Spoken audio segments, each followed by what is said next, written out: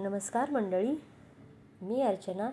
आजच्या माझ्या मिनी ब्लॉगमध्ये साध्या ब्लाऊजला फॅन्सी लुक देणारी आयडिया शेअर करणार आहे. तर मी तुम्हाला जो दाखवत आहे तो हा साधा गोल गळ्याचा ब्लाऊज आहे आणि त्याला मी असं फूल लावलेलं आहे.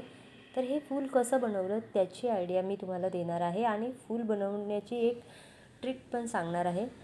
तर हा ब्लाऊज जो मी तयार केला आहे हा गोल गळ्याचा ब्लाऊज आहे. कुठलाही गळा पॅटर्न इथं नाही आहे, साधा गोल गळा केलेला आहे आणि त्याला असं फूल लावलेलं आहे. त्याच्यामुळे ह्या ब्लाऊजचं लुक पूर्ण फॅन्सी झालेला आहे.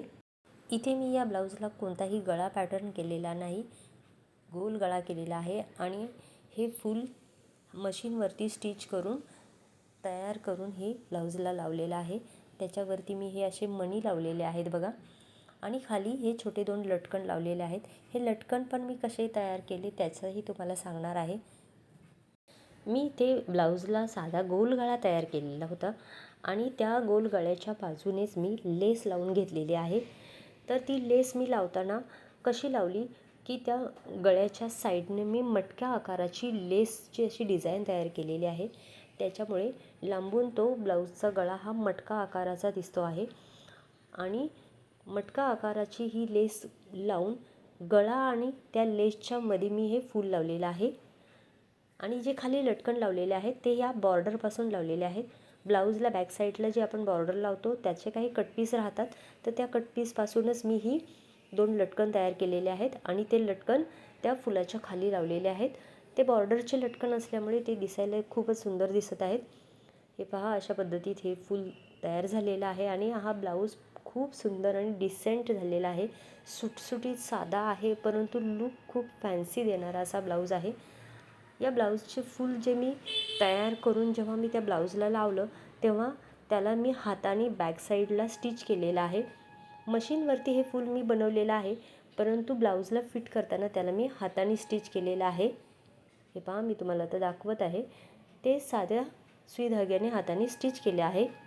तर अशा पद्धतीत फूल बनवून गळ्याला लावण्याची आयडिया खूप सुंदर आहे, म्हणून मी आज हा व्हिडिओ तुमच्याबरोबर शेअर करत आहे.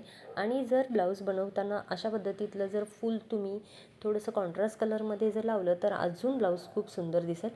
तर हे फूल कसं बनवलं ते आता मी तुम्हाला दाखवत आहे. त्याच्यासाठी मी 6 कटपीस घेतले होते.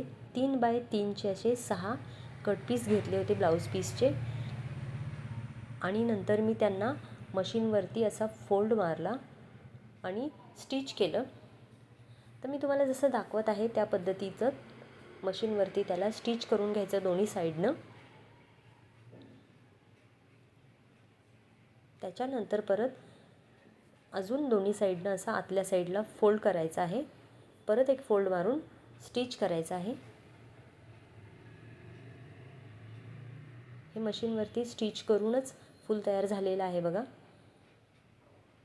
नंतर ज्या साईडला कडा राहतात त्या कापून घ्यायच्या थोड्या थोड्या आणि एक साईडला जी ओपन साईड असते तिथून ती फुलाची पाकळी तयार करायची आहे उलटी करून.